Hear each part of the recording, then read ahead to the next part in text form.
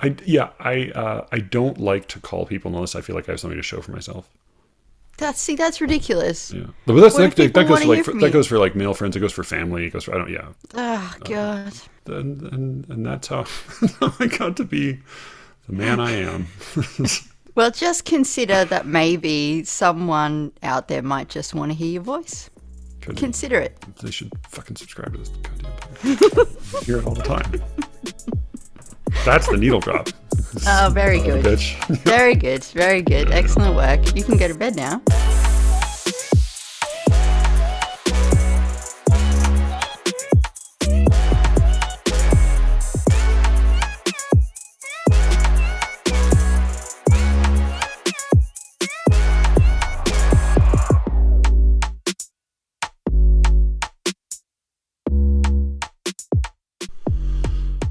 I'm Matthew Buckley Smith, and you're listening to Slee Rickets. Thank you all for listening. And thank you especially to those of you who have had a chance to recommend the show to a friend or a family member, just somebody you think might enjoy it. I do appreciate it, and it is slowly increasing our number. The more and more of you I hear from and who have been in touch through Twitter, through email. You can reach us as always at sleerickets@gmail.com or at sleerickets on Twitter. Thanks to everybody who listens or takes part in any way. I'm grateful, and I welcome you all. The more, the merrier. This week, I am speaking to Allan. Really, I mean, speaking to Allan at this point seems a little bit inaccurate. Alice is once again joining me, and the two of us have a slightly loopy conversation about what makes a bad poet. What are bad poets? Do they exist? What is it? What would it mean? What would be required to qualify as a bad poet? And what are some examples, past and present? This was the last conversation I'd recorded in a week, cram-packed with conversations and lectures I was giving, so I was really tired by the time we got around to this, and it shows a little bit. It's a very nerdy poetry conversation. It's also a very silly conversation. Alice says lots of offensive things about Americans being spineless sentimentalists when it comes to poetry, and men being incorrigible bullies who prevent women from having their say in workshop. I'm not sure if that's. I'll say if memory serves, that's a pretty fair paraphrase of what she says. You can send any questions you might have to @poetry_says on Twitter, or just go check out her podcast, Poetry Says, and write lots of angry emails. Let's go ahead and get to my conversation with Alice right now.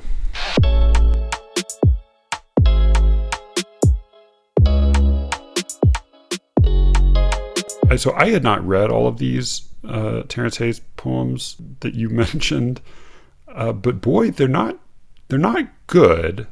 I think he's figuring something out in public. Yes, and there's an addendum to that. But yes, okay. I think so. So you wrote me in frustration because early, at least one of the early podcasts of yours I listened to, you sort of declared a great admiration for him. It was in some kind of superlative terms that I as someone who's very impressed with him and frustrated as well. I challenged that claim a little bit, but yeah, I mean he is very talented and he can write some good poems.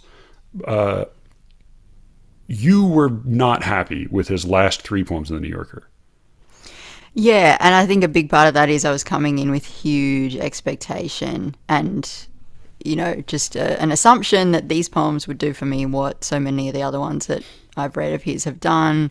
American Sonnets and My Past and Future Assassin is really one of my favorite books, but these 3, he's going in a totally different direction, and I'm not quite sure whether he's landed where he needs to just yet, but it's all being published on The New Yorker, and I was looking back through the poems that have been published on The New Yorker over the last couple of months, and I was I kind of don't like most of these. There's one I found that I really love, but most of them I'm just like, yeah, no, skip.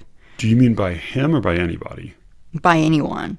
Oh yeah, they're bad. Yeah, the New Yorker publishes bad poems. Yeah, that's generally the case. I mean, they do publish good poems, but it's by accident.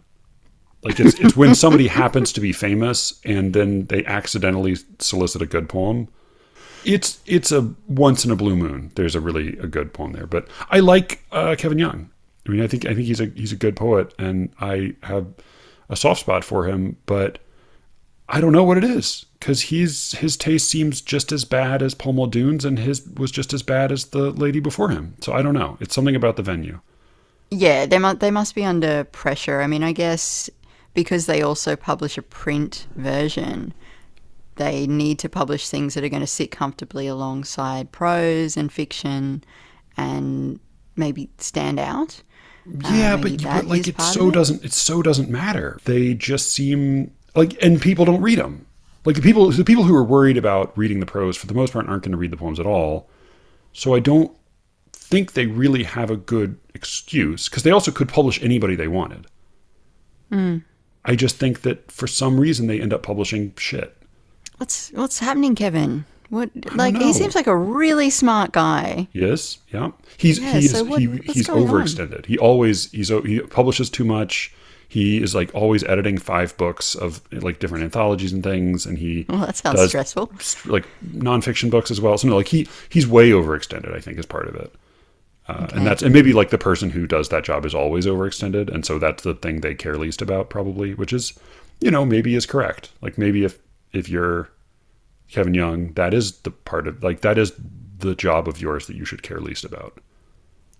Right? I mean, that sucks. I go to the New Yorker to see the best of American poetry. I guess I'm looking in the wrong place. Yeah, it's a terrible idea. I mean, where should I be looking?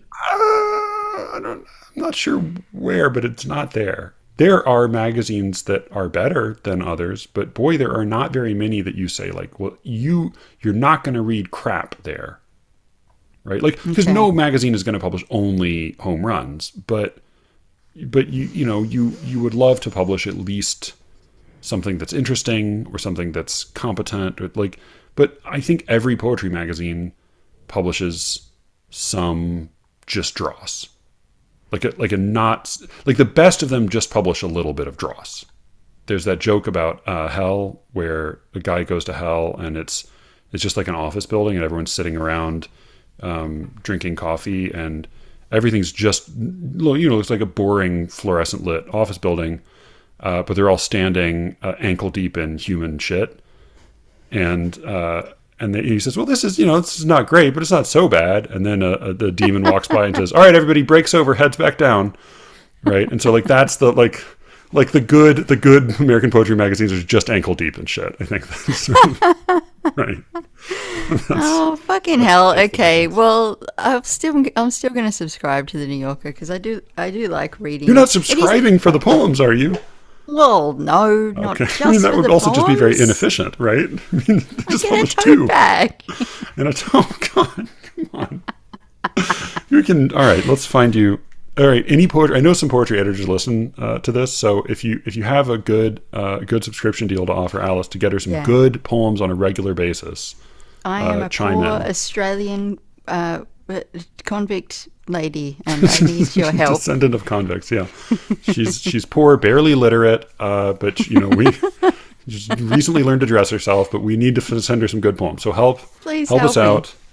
David Clark, Eric Smith, whichever you were listening. For real though, because I guess the interesting thing about these poems is they're really different from the sonnets, and there seems to be a through line. They seem to be poems about animals, but Terence is also addressing his children. They feel like a middle point between American sonnets and something else. So I'm excited to see what that something else turns into. But these ones feel a little bit like way stations. So, and just because I was going back through their previous issues, so I have Capra, Iagris, Iagagras hircus, which is the goat, and then Pseudacris crucifer, which is the tree frog. But then the second most recent one was called continuity. That one doesn't fit with the other two. So is there another? But there's not another animal one you're thinking of. I don't think so. Because then the one before that was called George Floyd, and it felt a little closer to American Sonnets, but it also felt very slapped together. Like it felt like word games with a theme slapped together. But it was not. It was not like it was not like the weird animal one. Because continuity also seemed like the very worst of them to me, or at least I found it the least bearable. Yeah. Why don't you here as a diehard Terrence Hayes fan? Why don't you read us one of these fine new poems of his, so that we can get some in our ears and know what you're talking about? Okay. Well, I do want to read the goat one. It is a bit long. Yeah, go ahead. Go for it. Is it okay? All right. Yeah. If it's horrible, I'll just cut this whole episode and never call you again. Thing. Yeah. And I'll just kind of tell you where it loses me, because there's a certain point where I'm like, okay, well, I'm not having fun anymore. And this came out in the January 24th edition of the New Yorker, it looks like. All right, go ahead. Yeah. So it's called Capra agagris hircus, which is wild male goat. No one knew the reason the town goat followed the flower vendor around town until someone found piles of damp petals along the routes the flower vendor took. All the kinfolk of the goat had long become food. Their bones and muscles had been used for tools and weapons. Mannish water, a popular goat stew, was made from the feet, intestines and testicles of some goats. Cashmere came from the undercoat of superfine fibres on the underbelly of other goats. Because the goat is one of the oldest domesticated animals, it was one of the first to be sacrificed in rituals, cooked in a hole of fire, thrown off the side of the mountain. So far I'm fine. Cool. Goat facts. Loving it. Loving it strong, but yeah, go ahead. Carry on. Our goat followed the vendor around town, dragging chains anytime there was a death and dragging bells anytime a child was born.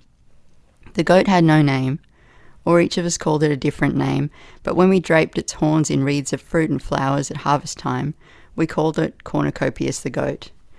Dionysus spent his childhood disguised as a goat under Zeus's protection, but he went mad when he turned back into a human. Goats have pupils flat as slits in their irises. A goat is more likely to ram a man than a ram. Okay, and that's annoying. That's really annoying. And then this stanza is just irritating. Our goat pooped flowers, whether we fed it meat from the table or the butcher's block, or even if it ate a rodent at the roadside after scaring the buzzards off. Why? Why would you include an impossibility like that? I've already been kind of irritated by the ram a man thing, and then there's this whole stanza about the goat is magical, and then now we're talking about buzzards. Buzzards, because when you put an ear to the bird, it sounded like bees in a hive. Well, we weren't talking about buzzards. We just weren't. Yeah, the average goat, like, the poem becomes schizophrenic, but yeah. Yeah. The average goat is well known for pinpoint balance in precarious places, for climbing trees with hooves like ballerina shoes, and for escaping escape-proof enclosures. When grazing undisturbed, goats maintain social distance, but sheep huddle together. That was the point where I was like, Terrence Hayes. Terrence, I love you. What's going on? Talk to me. I need to know. Because why would you bring that term into this poem? Like, we talked about this a bit in Josh's class. Like, you just have to be really, really careful about when you want to... Like, back in 2013, there was like hashtags all through poems, and like, it dates it. Maybe he doesn't mind that, but there's just no reason that I can see. It doesn't add anything, and it detracts so much. Yeah. So I'm not quite done. It would have been tired by like summer 2020. Yeah. And it came out this year. Yeah. And the last 3 stanzas, goats don't care for rain, rivers or seas. Goats converse with people about as well as dogs and horses do.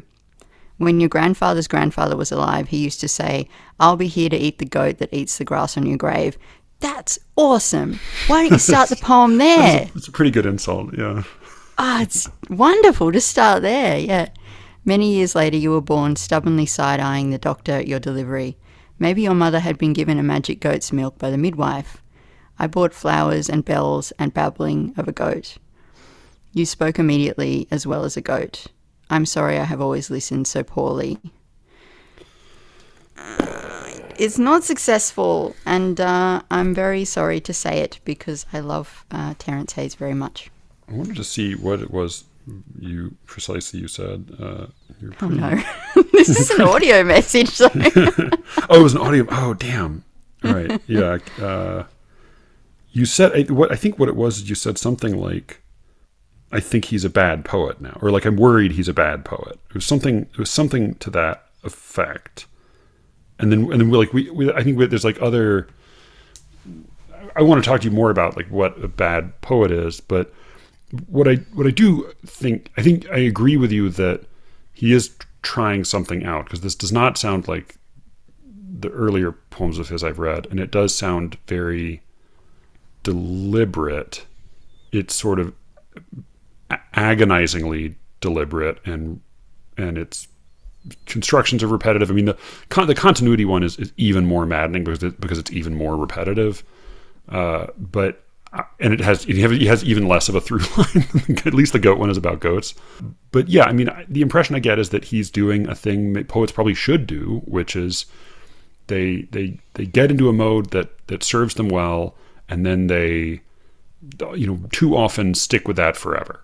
And so he's shaking it up. He's trying something out. He doesn't know how to do this kind of poem yet, but he's working at it and trying to figure it out. I can imagine like a more developed version of this having a little of a quality of like almost a James Tate poem. That there's sort of there's a bald-faced declaration, or like a deadpan quality that could become something that would be interesting. I think like Joshua Beckman had some poems that I sort of liked in his book Shake, that were these sort of weird repetitive mantras of kind of bland statements, but he was able to kind of conjure some magic out of them.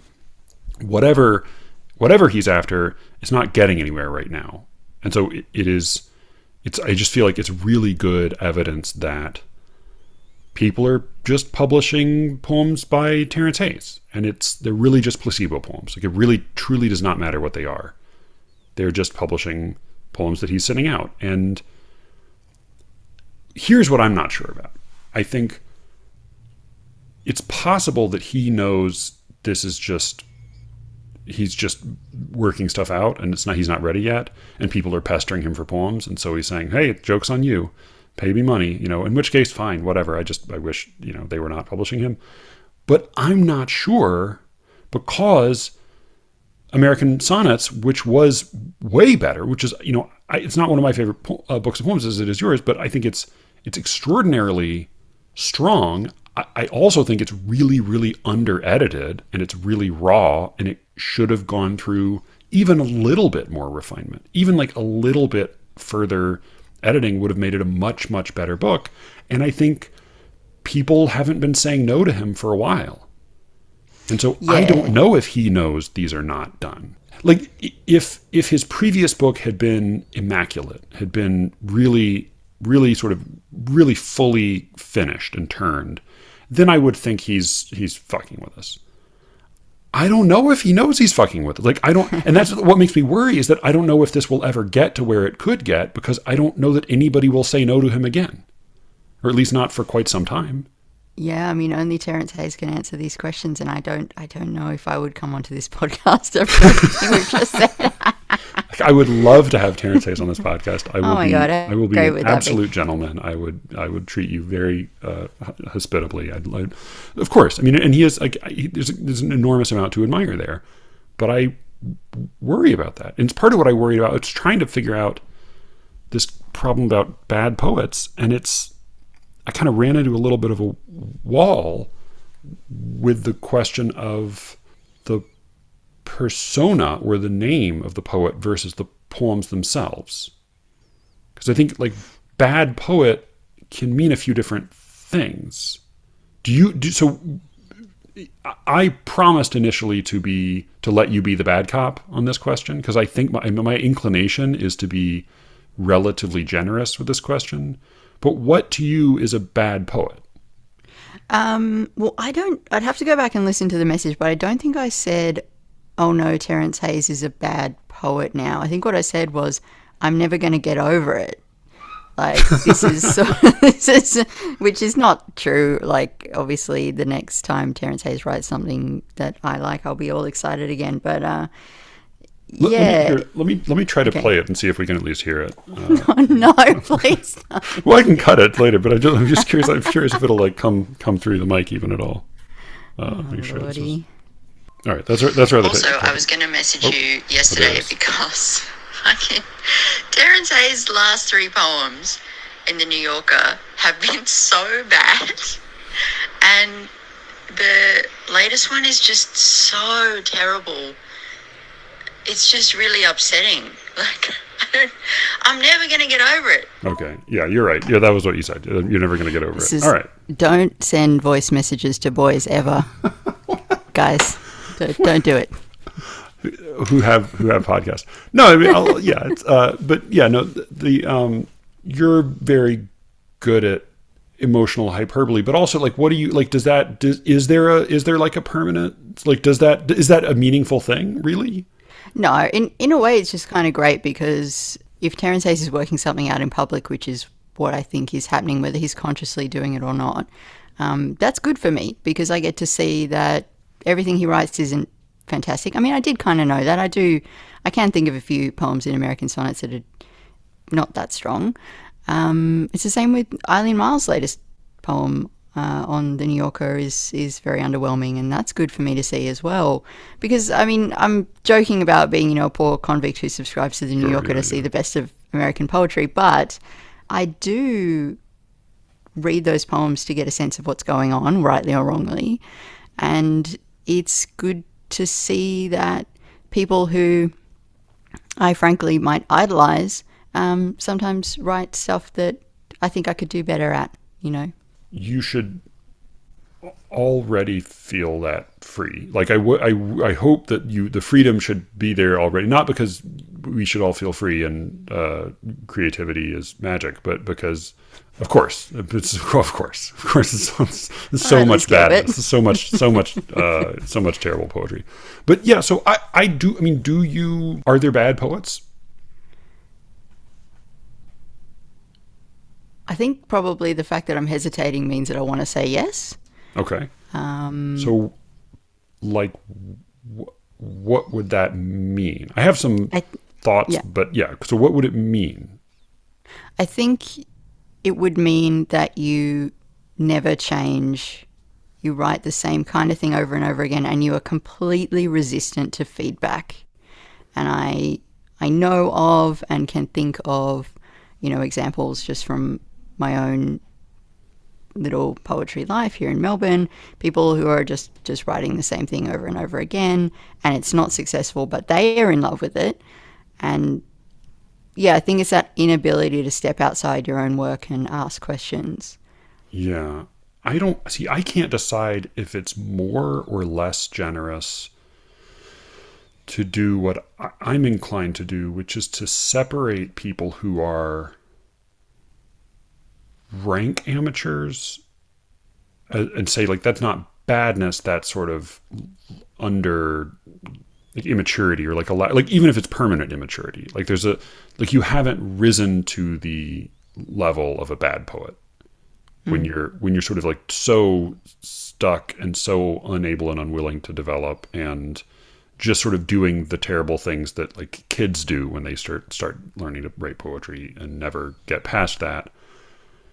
It in addition to like excluding you from like fair game for making fun of you, the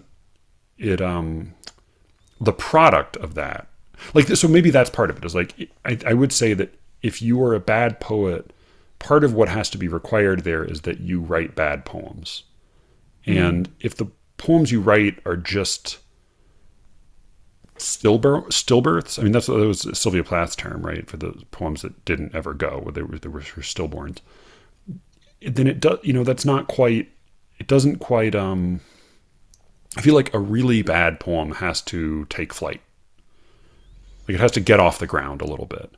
In order Fly into a wall? Right, yeah, no, but right, it's like, in order to be notable enough, right, to be bad. Maybe part of it is that I think everybody writes bad poems. Every poet who writes any poems writes bad poems. Great poets write bad poems. What's notable about them is that they ever wrote some great poems.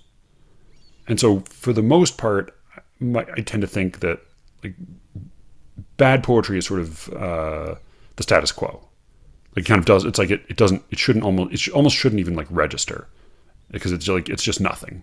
The only thing that even like should show up on the Richter scale or on the Geiger counter is like, oh, a good poem. Oh shit, like that's an unusual event. That's lightning struck. Something happened. Yeah. But then I think there are poets who make an impression, and what they have made an impression with sucks. And that's maybe a different kind of thing. Like the example that gets overused and that Ben Lerner beat to death in his book, The Hatred of Poetry. I happen to have the book right here. Because, there you go, William Topaz McGonagall. Yeah, I borrowed it from the library.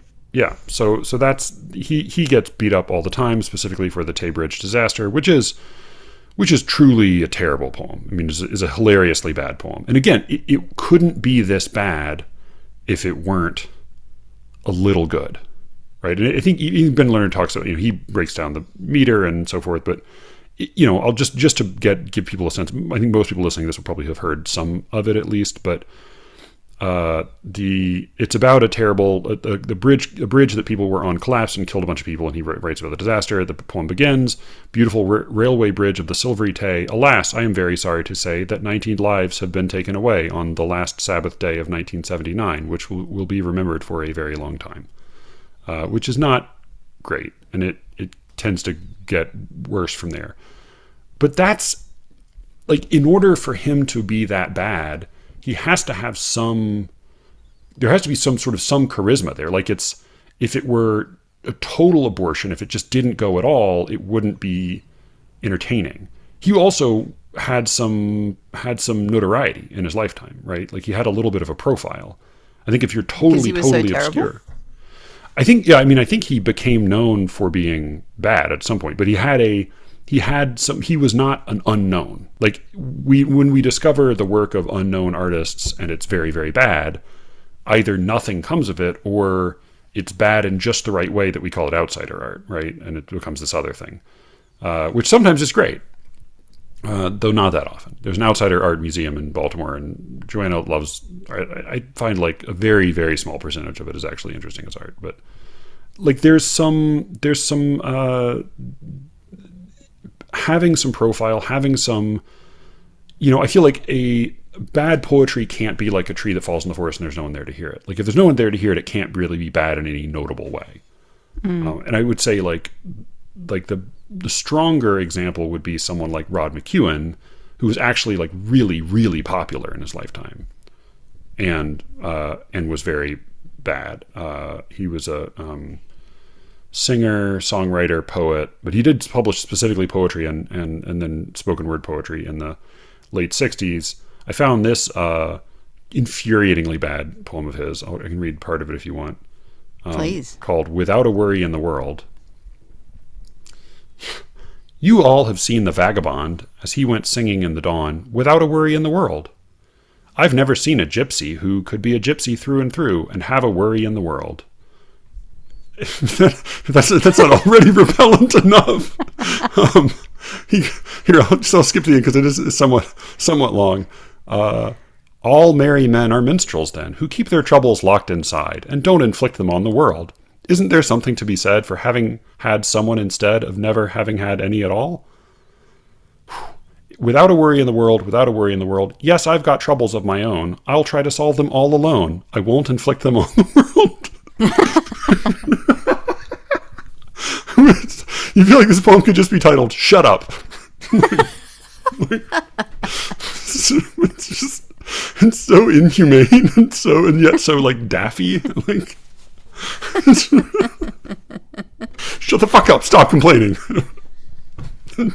So he was very famous and very successful, very popular, and I think, like, again, it wouldn't get to be bad if it didn't have some, like, there's enough charisma, there's enough of a sense of like how to get people to listen that he's communicating something. Like, I was reminded, so I think I've told you before, there was a guy when I was in college who was like a very funny guy. He was in a rock band, and he ended up going to Iowa for poetry, and he's published a number of books since then.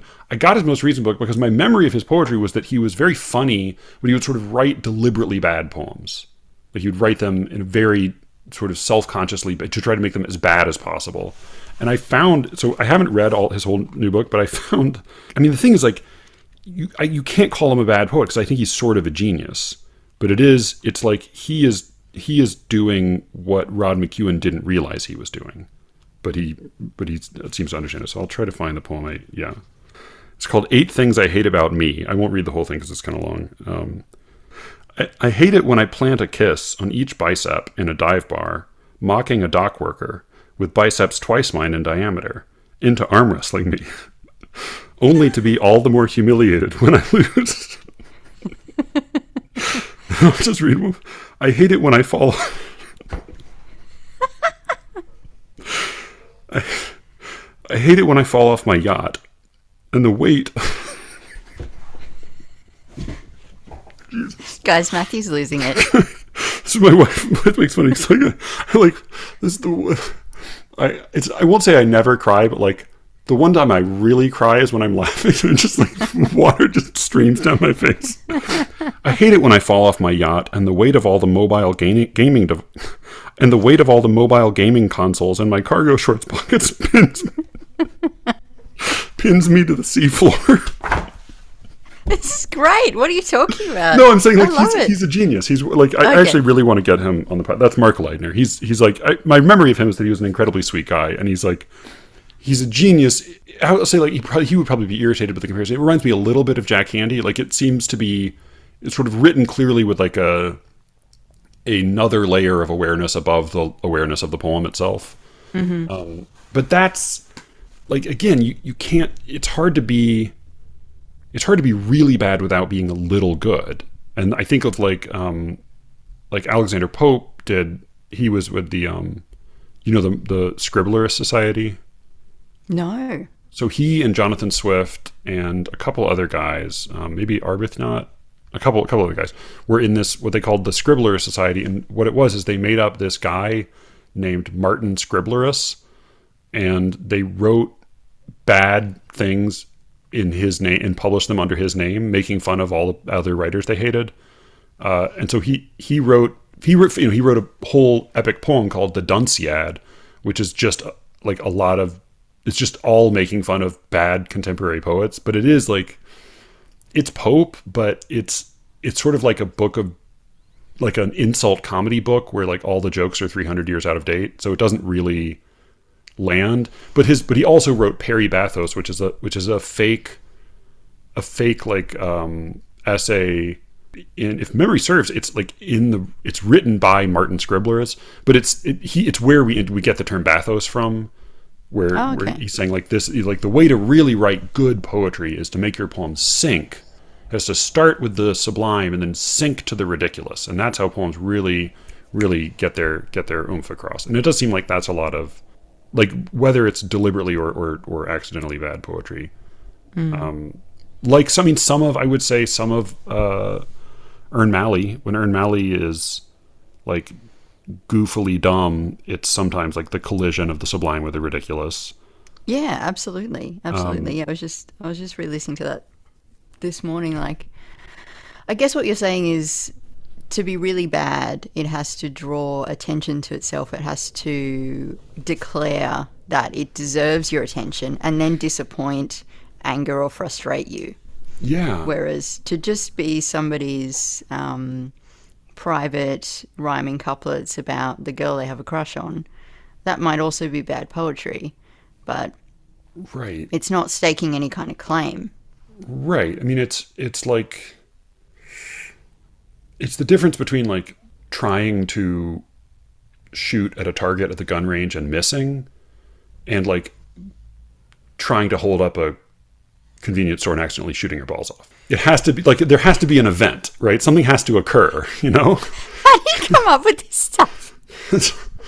I mean, because there is like a who cares bad poems, like it is kind of like a misfire, like it just sort of like nothing happens. But I found, by the way, I had forgotten about, but there was an American Ern Malley. Was it was has not had cast as long a shadow, partly because one of the inventors was actually sort of a successful poet in his own right. So in 1916, it was Witter Binner and Arthur Fick. And Witter Binner was actually a pretty successful poet in his time, and I quite like some of his poems since then. But the two of them made up the Spectric school of poetry. Right. And they had, it was made up of two people their names were Emmanuel Morgan and Anne Knish. And I'm not sure if one of them wrote one or they collaborated or what, but they were pretty successful. They totally hoodwinked William Carlos Williams, among other people, and then later kind of revealed the hoax. And some people have said, but these are really, really better than their work. I think this, unlike Ern Malley's work, I think this is sort of, it's hard not to see this as being obviously ridiculous. Like, if it's good in the way that Mark Leidner's poems are good. It's so deliberately dumb. Here's Opus 15 by Emmanuel Morgan. Despair comes when all comedy is tame, and there is left no tragedy in any name, when the round and wounded breathing of love upon the breast is not so glad a sheathing as an old brown vest. Asparagus is feathery and tall, and the hose lies rotting by the garden wall. It's sort of both pretentious and pathetic. I was really trying to think of who is a bad poet today, who's notably a bad poet. And I think, like, disappointingly, I don't know that there's a good answer, because they're like, first, like, poets who are really bad, I just don't read them that much. Like, if I read a couple poems and I think they're bad, I don't go back for more. And so there's no one. Sorry, go ahead. Well, I would say, and like, so many of the poets published today are not even published because I feel like if you're really going to be a bad poet, and it's like in a way that like where you can go on the like Hall of Fame of bad poetry, people have to like your bad poems for their badness in a way, right? Like, you have to. It doesn't count if people just sort of like you as an identity or as a persona and then publish your poems even though they're bad. Like, that's a different thing. Like, in order to be really bad, you have to be influentially bad, I feel like. Like, McGonagall has style. It's a terrible style, but it is style. And Rod McEwen, similarly, like, there's a thing that is McEwen-ness. Whereas, like if all of Terence Hayes' poems were the continuity poem or the goat poem, and he were celebrated for those, he would be in the running, right? For like a genuine, honest to God bad poet. But it's not really what's happening. Like, I think Ocean Vuong is maybe the closest I could think of, where like he's kind of got a shtick, and people seem to sort of get off on it and get like, and then people like do poems after Ocean Vuong. So I feel like that maybe, but I don't know that that's quite satisfactory. Yeah, I was thinking about Ocean's work when I was reading Robert Haas's Time and Materials. And you found Robert that book pretty annoying, didn't you? Yeah, really uneven, and a lot of the sort of ecstatic but nonsensical stuff that you come up against when you read Ocean Vuong or people who write like him. And I think people do write like Ocean as well. I think you're it probably fits what you're talking about because yeah. he's influential. But yeah, reading this Robert Haas book, I was like, oh, is this where it comes from? Could be. Not Robert Haas specifically, but maybe that sort of that time period. Maybe there are other writers working, like maybe it goes back to that new sentence thing you were kind of playing with in the last episode. I don't know. I found the essay that comes from. I need to. Oh God, I've tried to read it. I need to sit down and make myself read it and see what I can do with that. Yeah, but there's sort of an element of praise or like an ecstatic thing. Like these poems are talking to the divine in a way that makes them feel huge and their projects feel huge.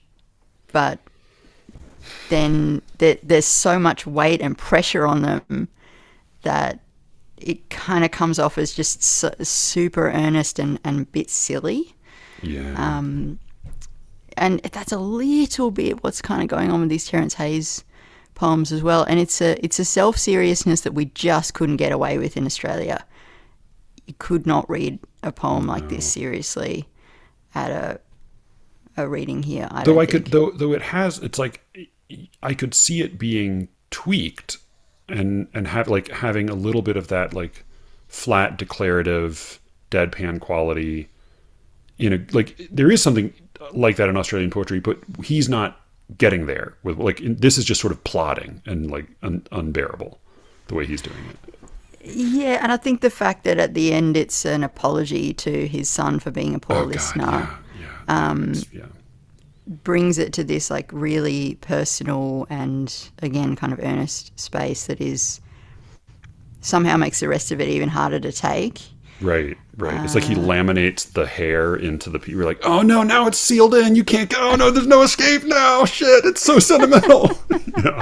Yeah, sentimentality. Yeah. And I love that about being in the US and I guess some of the Americans I know, not all of them, but like there's a willingness to just be very plainly sentimental and very very nice, whereas we're not nice here in Australia. We are not nice people. Yeah. We like you and all, but we'll probably tell you to go fuck yourself pretty regularly as well. Anyway, that's a derail from the poems. Though. I think like the religious thing is probably because there is I think religious poetry is eligible for badness in a special way. I wouldn't say it's unique to religion, but I think what it has to do with is like having a cause greater than yourself in a way is in some ways is like the worst thing that poetry can do. Like that's good for a human being usually to have like something that is bigger than yourself, but for poetry I think it's often terrible because it means like what's really important is that we stop this war. And that, like, stop the war, but don't try to make your poem stop the war. Like if there's a cause that your poem is dedicated to, even if it's like, I mean, part of what makes McGonagall's poem so ridiculous is that he's so serious about mourning the dead that he just like, there's no air gets in. And I think like that's, whether it's like a social justice cause or a political cause or a religious testimony, that's sort of like it can excuse like that's how like religions commit atrocities, right? It's like I guess we should do the Crusades because I think like that's a really bad direction for poetry to go. We have now reached the point where bad poetry is responsible for the Crusades. Yeah, no. I mean, I would say like, bad poetry. I'm comparing bad poetry to the Crusades. No, I know what you mean. I think what you just said there about not letting any air in, it's kind of what I was getting at before about when you stop asking questions or when you're unable to ask questions about your work. When you just take it as read that like everything I say is gold, and because it comes from this particular lyric impulse, this emotion, it's going to be good and I should honor it. That's inspiration, right? That's like if you too much believe in your inspiration and you don't sleep on it. Yeah, for sure. And it's interesting with Terence's work because I I really love this interview he did on another poetry podcast called Commonplace, where he talks about trusting his gut, and he talks about being in a workshop and listening to all the feedback and then realizing, well, no, actually, I don't agree with any of you. I like this line. I'm going to keep it in. And I guess I can see why that's an important skill to be able to hone, because you don't want your poems to be written by committee, particularly if you don't respect half the people in the group. But yeah, but it's not. So it's funny because I was thinking about this question today. In your most recent episode, you talked to a friend who's relatively new to poetry, and he was asking about editorial feedback from editors or from friends, and you sort of hedged and you kind of joked about how editors don't really say anything. But then what it kind of came to was like, well, with most poets, after a certain point, you're kind of on your own. Like you don't necessarily, sometimes you have like a friend you really trust, but often it's up to you to decide, is this going to be good enough? Is this, because you were talking about this particularly long poem and asking kind of like, well, whether people had questioned the length or had pushed back on him, and it comes down to finally it's got to be his call. So maybe the more important question then, like, who are bad poets? Because I think there are other, like, I think I would say like the other kind of bad poet is like poets who are not necessarily that bad, but they have a bad influence. I think like E. Cummings would be an example. Like E. Cummings certainly had like personal problems and wrote some poems that I don't love, but also I think it would be really unfair to say, oh, that's just garbage. Like, no, he's doing some interesting things in some of those poems. Unfortunately, then people imitate him and it's terrible. And I think there are plenty of other poets like that. But how does one avoid becoming a bad poet? Like, thankfully, we are fortunate not to be in Terence's position. But like, how do you? Thank God, right? We don't have poor national bastard adoration. But we're okay. I mean, because I'm cynical enough to say, like, whether you are getting rubber stamped by the New Yorker or you're getting published by some tiny local magazine, I think the quality of the work very seldom is the deciding factor. So how do you determine that you're not totally just humiliating yourself?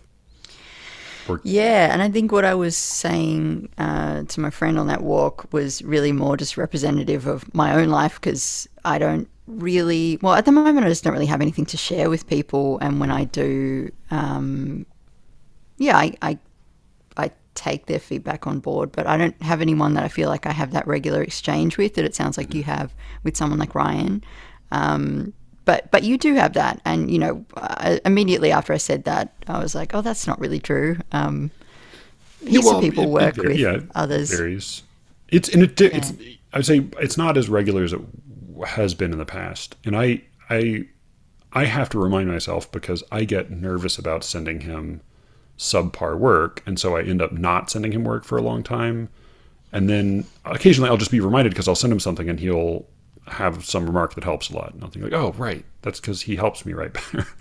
I should remember that that's the case, because it's like a thought I have occasionally about this podcast, where I think like I'll wake up in a sweat and think like, oh God, this is so embarrassing that I'm doing this, and then I'll think, oh no, my life was already embarrassing before I started this podcast. Like there was already like, I was already like a drama major and like published like a book of poetry, and like another one. Like no, it's like I don't need to worry about that. Like that was already that's already a done deal. So I think maybe that's part of the curse or blessing is you probably don't worry about humiliating yourself because you probably already have.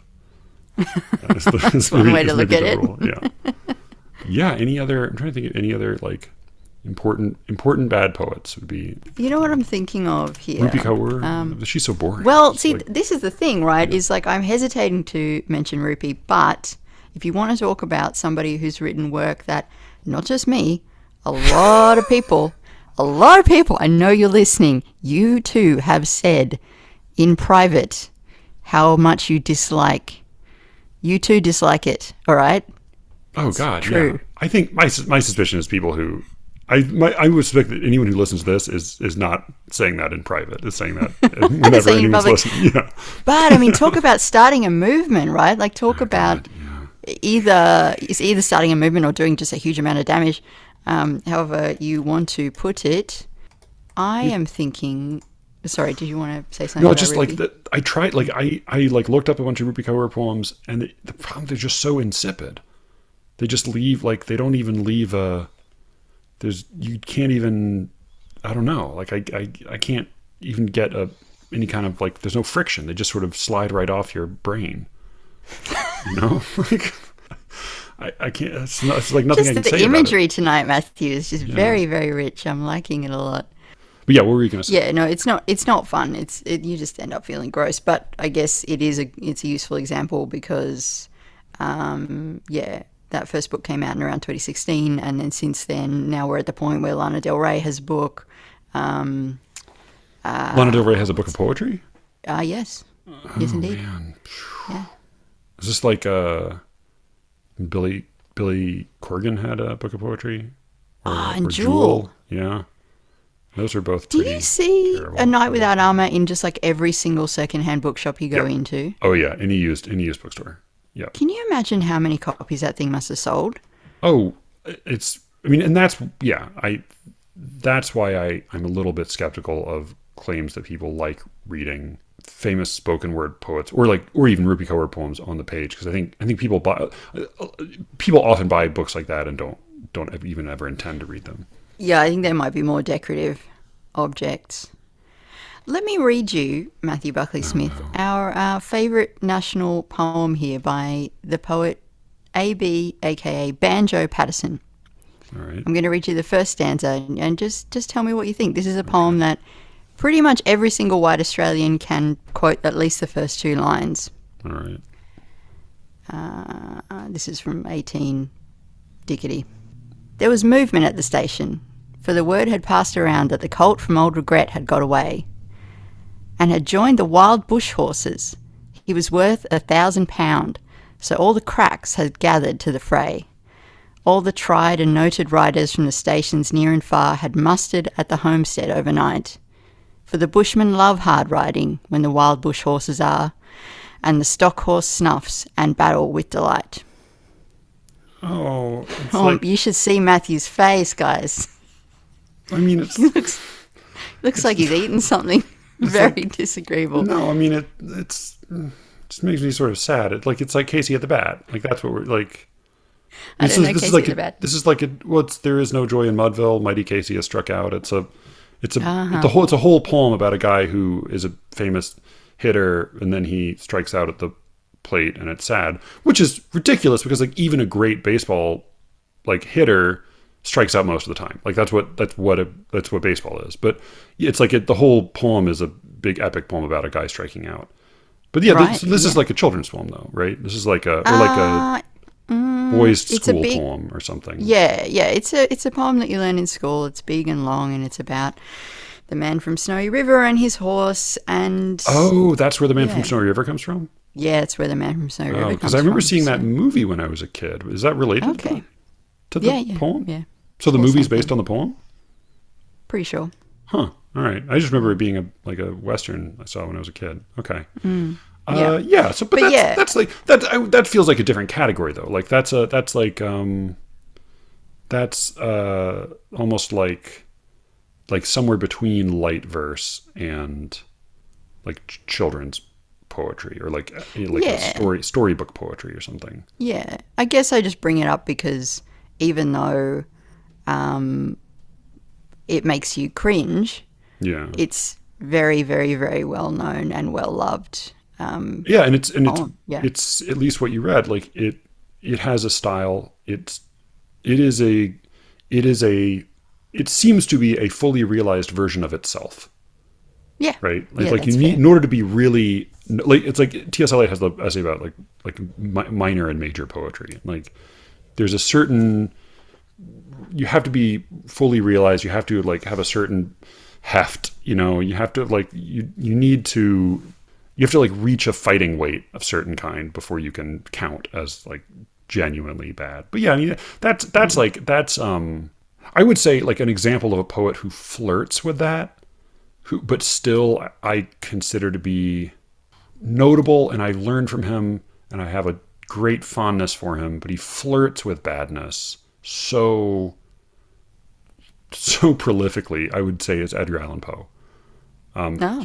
He's a genius, and it's incredible. Like, he does these things that are unbelievably hard to do, but he also is relentlessly goofy. I think the thing about Edgar Allan Poe is like he is popular for doing a thing that is a little bit different than the thing he's actually doing. Like, I think if he were a spooky Halloween poet, then he would just be bad. He would just be like a goofy, funny, bad poet. But I think there's like another layer of irony underneath that makes the better poems what they are.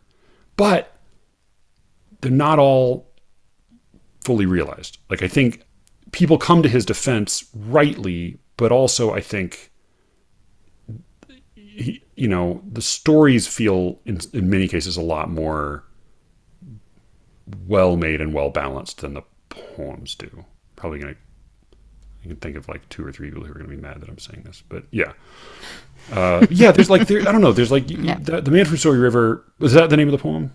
Yes. Yeah. That's got to be like I feel like boys' school poem is a category. Like Invictus, you know this? Yeah. Mm-hmm. Or If. Yeah, definitely in that category for sure. Yeah. But those poems all have style, right? There's a reason, like, people, there's a thing there to like in disliking them. Whereas with Rupi Kaur, it's everything else that comes with it. It's like the presentation on the page, along with the profile and the photos and the little goofy drawing. Like, there's a whole, the shtick is not really, the words are barely part of it. Any other bad poets we should make note of, or other than ourselves? I don't know. Yeah, other than ourselves. Yeah. No, I think right. Yeah, good to stipulate that we definitely include ourselves in this category. I was curious about your poetry group, because I just finished up with my little. Tonight it was just one of them. One of them bailed, so it was just there are 2 ladies I write a poem with it once a week. We each write our own poem. One of us brings in a prompt, and then we sit silently muted on Zoom, writing in front of each other for 45 minutes, and then read whatever we came up with, and then sign off. And we like say a word or 2 about it, but that's about it. And that sounds so fun. Oh my God. Yeah. What a great time. I've never done anything like that. And it felt very odd to be, one of them kind of came up with the idea and invited the other 2 of us. But I have come to really like it. And I write a lot of poems that way. But I was curious because you said that you, in your interview with, who was the really delightful... what's her name? Jennifer Compton. Yeah. In your interview with her, y'all talked about a larger writing group of lady poets that y'all are both part of. And you talked about the idea that had come up at some point of letting a man in the group. And it sounded like she had strong opinions, but you both sort of agreed about this. Yeah. So I'm very much a latecomer and an intermittent member of Jen's group, but she started it a couple of years ago. And I think it was just decided from the outset that it was going to be women only. And in the interview, she told me that occasionally she'll meet just a really great male poet that she maybe thinks she might want to invite in, but then she stops herself because she knows that if there's a guy in the room, she's going to start performing and trying to, generally impress and entertain him. And I was really relieved to hear her say that, because that is precisely how I think I would react as well. And we're both laughing at ourselves because what a ridiculous thing to admit to. But it's true. Yeah. It's true. So would it be true if, and clearly like there's an element of this that's like totally removed from any actual like performance of like a personal or social engagement, but like do you think that would still be the case if the man were gay? I think to a lesser degree. Okay. Yeah. Actually, yeah, probably. Yeah, I think it's about like whatever power you give that person, which it has to do with like whether you think that they might think that you're attractive, I guess. Right. Which has totally got nothing to do with writing. Yeah, yeah, yeah. But for some reason it just muddies the waters for whatever reason. And I just love that Jen was open about that. Yeah, she was so winning. It's just such a charming interview. Yeah, God, I was so scared to talk to her, but she's just wonderful. Yeah, very candid and unpretentious, and like clearly has some gravitas and has some weight to throw around, but also doesn't seem to have stiffened her up at all. Not at all. Yeah. So I wonder about this because I mean I've heard this for like girls' school, and that it can be helpful for like girls to be in classes by themselves, and not just because there's some heterosexual tension or whatever, but just that boys are often noisier or bossier or just take up more space. And I mean that like in my teaching experience, particularly with less so with college students, but particularly with high school students, is that like often the girls are sort of clam up, and the boys will be rowdier, be sort of quicker to chime in. My fear or like perception is that I'm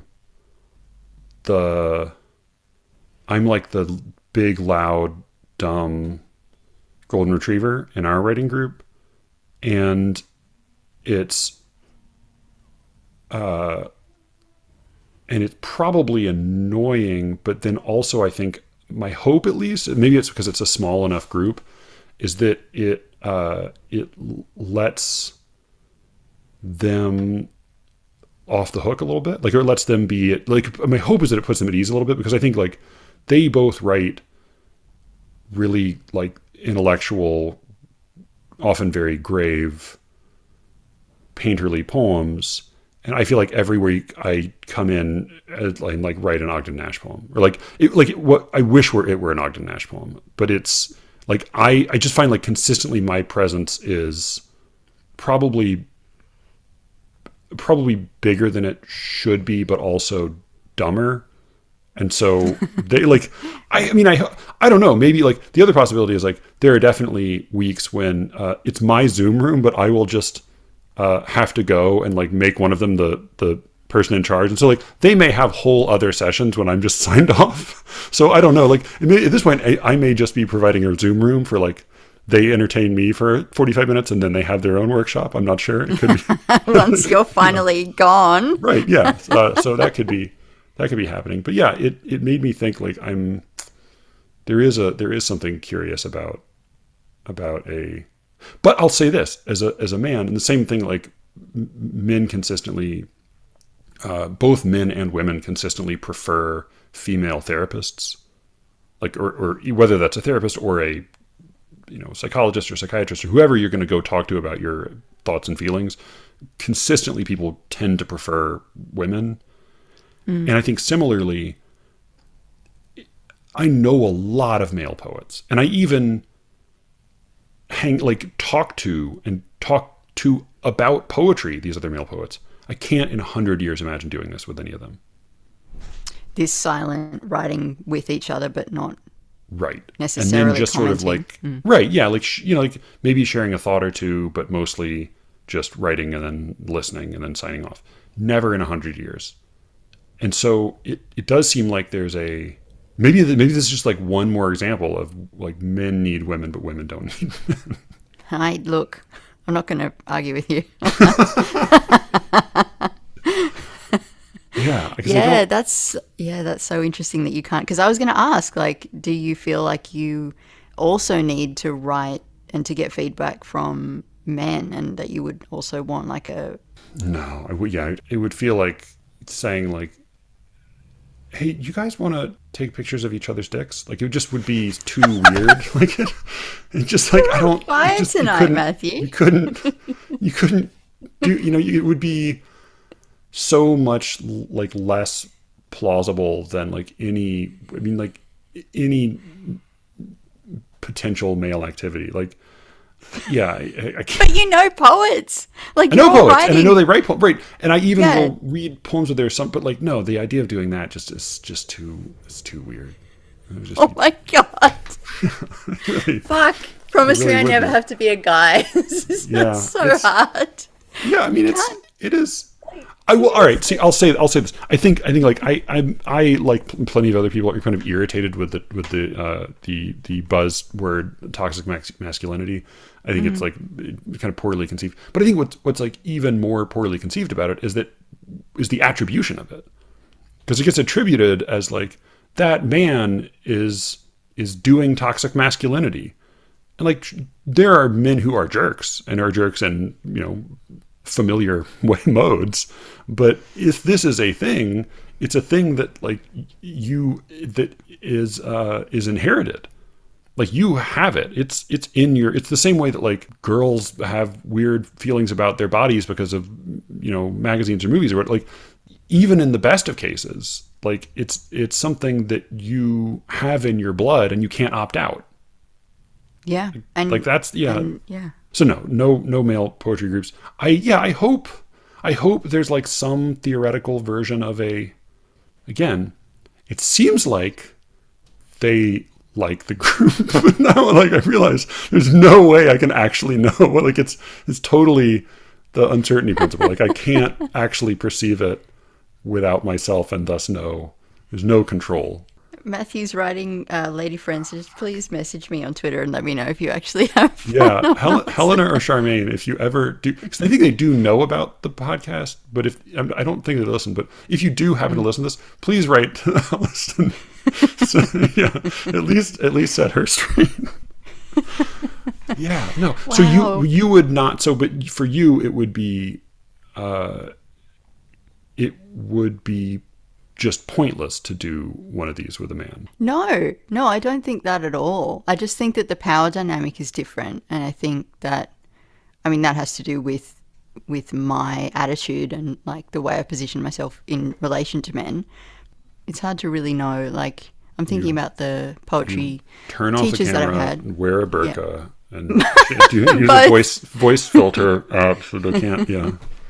Definitely not pointless.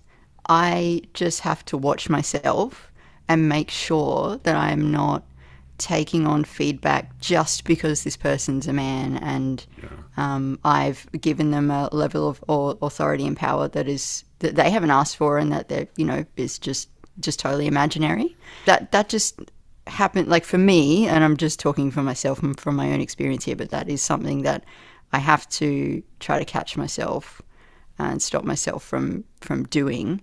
And I don't have that same set of concerns with women, which is not to say that I won't put a woman whose work I admire or any person whose work I admire on a pedestal and then decide that their opinion is law and whatever for a period of time and then get over myself and then walk away from all that. But it's just a thing. I mean, you guys come with a whole, like you said, Right. you come with a whole set of stuff.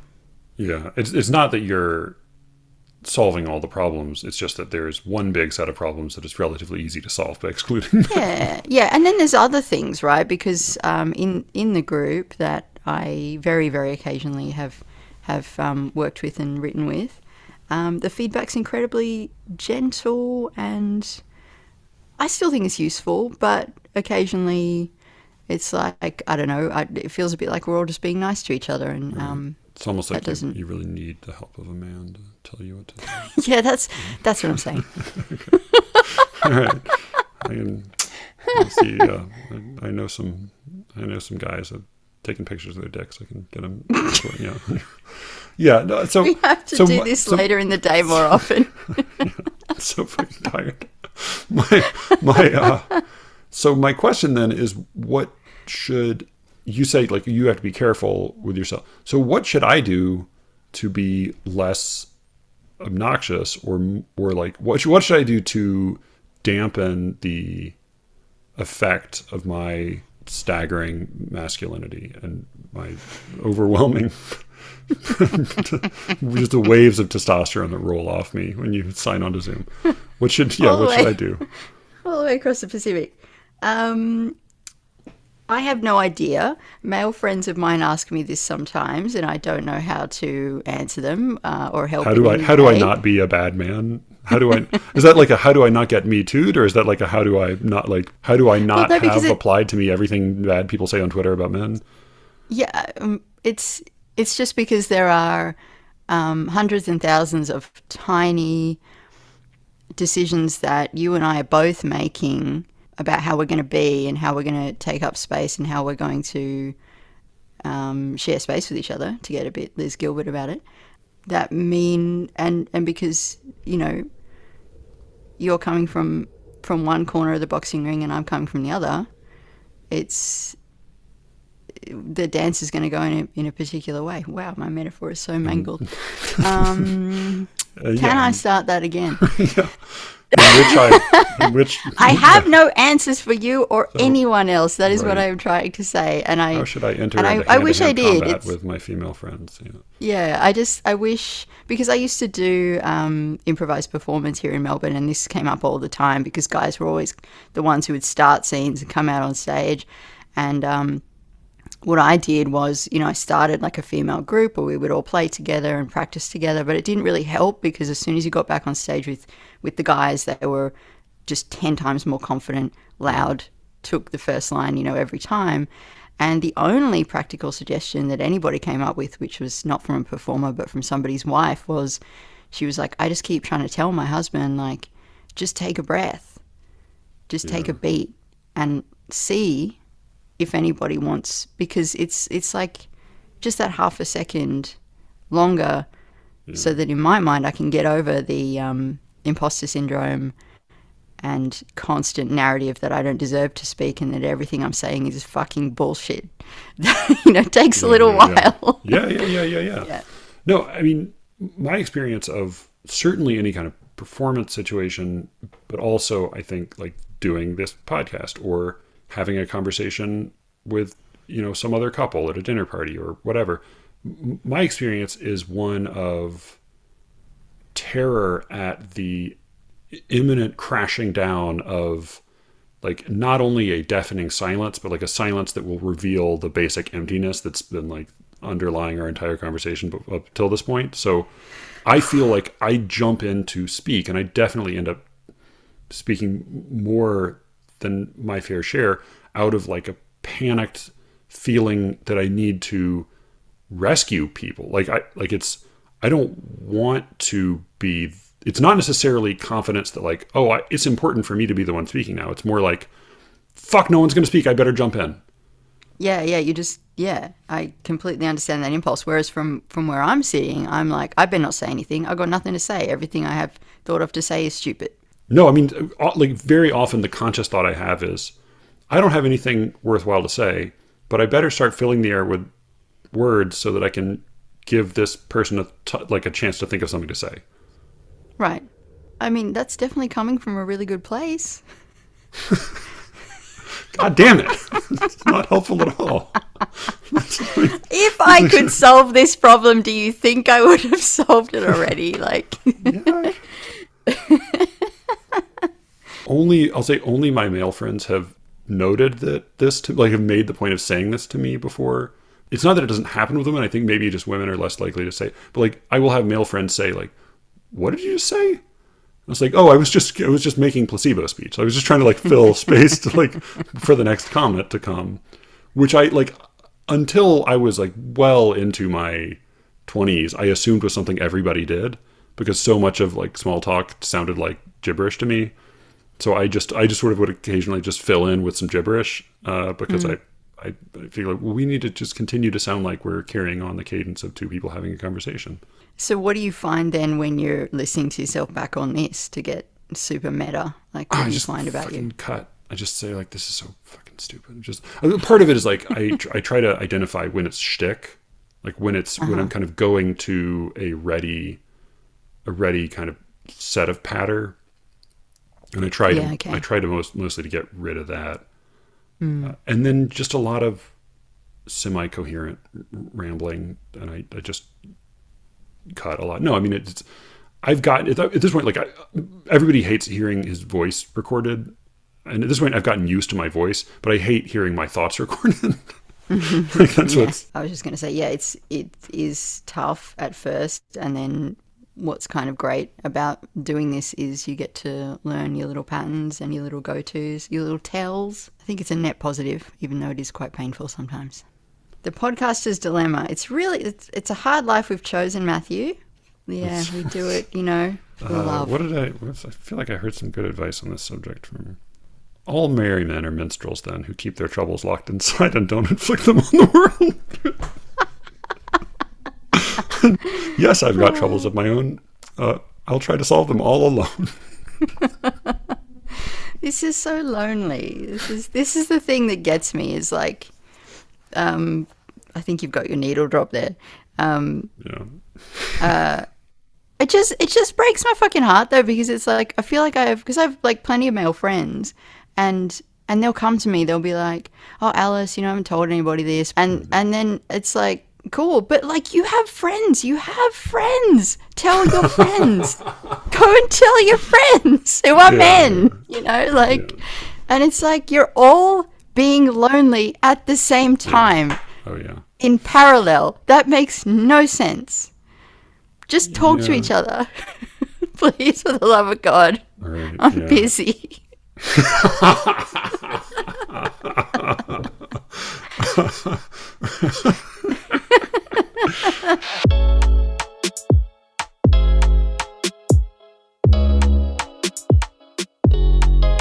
That was my conversation with Alice Allan of Poetry Says. Excellent podcast. You can find her as always on Twitter at poetry_says. You can reach me at sleerickets@gmail.com, or the well-coordinated team of responsible adults monitoring the Sleerickets Twitter account at Sleerickets on Twitter. Thanks so much for listening. And with any luck, I will be speaking to you again very soon. Until then.